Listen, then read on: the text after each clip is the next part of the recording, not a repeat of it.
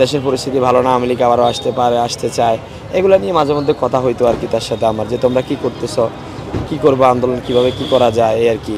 আমি তো না এনসিপির সাথে আসি, আন্দোলন করে যাচ্ছি। আমি সকালে ঘুম থেকে উঠে আমার একটা ফ্রেন্ডের 3-4টা মিসড কল পাই। আমি তাকে কলটা ব্যাক করার পরে সে আমাকে বলল আমাদের বান্ধবী জান্নাত রুমি নাকি আত্মহত্যা করেছে, গলায় ফাঁস দিয়েছে। আমি বললাম তুমি কিভাবে জানলা? সে আমাকে বলল আমাকে পুলিশ ফোন দিল, তার ফোনে আমার এখানে এই ডায়ালের সম্বন্ধে আমার নাম্বার ছিল, সেজন্য আমাকে ফোন দিয়ে আমাকে পুলিশ জানাইলো।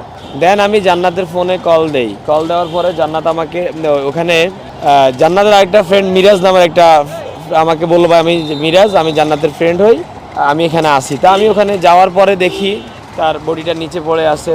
এরপর ওখানে গিয়ে শুনি মিরাজ আমাকে বলল যে সে নাকি 3:30টার সময় সে এখানে আসলো, তাকে নাকি বললো যে আমার বেঁচে থাকতে ইচ্ছে করছে না, আমার ভালো লাগছে না। তো সেই এটার পরে সে নাকি ওখানে আসলো, আসার পরে সে ঢুকতে চাইলো, দারোয়ান তাকে ঢুকতে দেয়নি। তো সে দারোয়ান উপরে খবরটা পাঠালো বাড়ির মালিকের কাছে।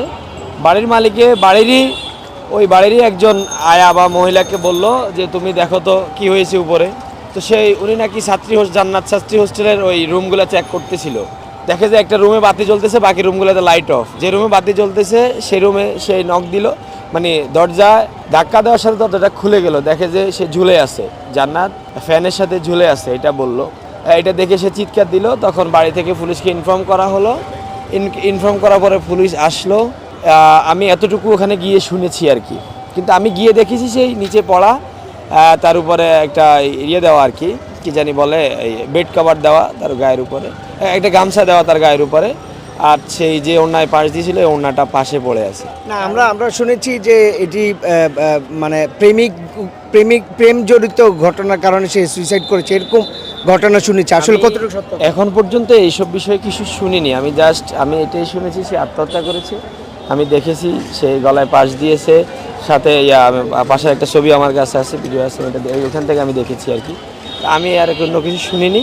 আমি গিয়ে যেটা দেখেছি সে নিচে পড়া ছিল, আর তার উপর একটা গামছা ছিল, সেখানে তার মামি বসা ছিল। আমি এটাই দেখেছি গিয়ে আর কি। আর তার পরিবারের কেউ আছে কি? ওখানে তার ভাই ছিল, মামি ছিল আর কি, বসা ছিল। হ্যাঁ, ওরা উপর থেকে আমি সহ নামাইলাম, তার ভাই সহ পুলিশ ছিল সাথে।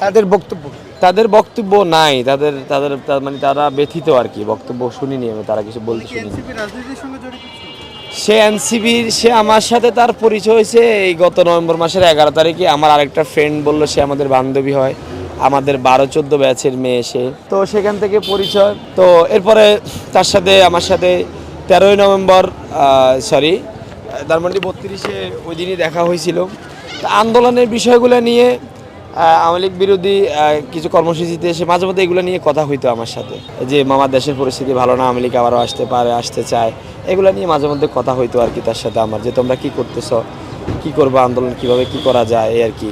আমি তো না এনসিপির সাথে আসি, আন্দোলন করে যাচ্ছি, এই হচ্ছে কথা আর কি।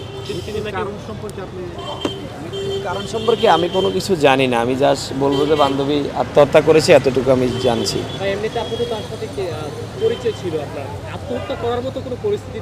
আমি কখনো আমি এরকম কোনো কিছু তার থেকে শুনিনি কখনো, বা আমাকে এরকম কোনো কিছু বলেনি। আমার সাথে সর্বশেষ দেখা হয়েছিল মঙ্গলবারে। তো টিএসসিতে আমরা সকল ফ্রেন্ড, আপনারা তারা ওয়ালে গেলে দেখতে পারবেন, সকল ফ্রেন্ডদের সাথে একটা ছবি আছে, ওখানে আমিও ছিলাম। তো ওই ছবিটা ওখানে এটা শেষ করে আমি আর আমার একটা ফ্রেন্ড আমরা রবীন্দ্র সরোবর আসছি, এখান থেকে চা খেয়ে এসে চলে গেছে। এরপর আমার সাথে আর কথা হয়নি। আজকে গিয়ে দেখলাম সে মৃত এই আর কি। আমি এগুলো শুনিনি কিছু, আমি জানি না। আমি আসলে জানি না, আমি আসলে এখনো অপেক্ষা করছি, আমার কোনো ফ্রেন্ডও আসেনি, তার আত্মীয় স্বজনে তেমন কেউ নাই।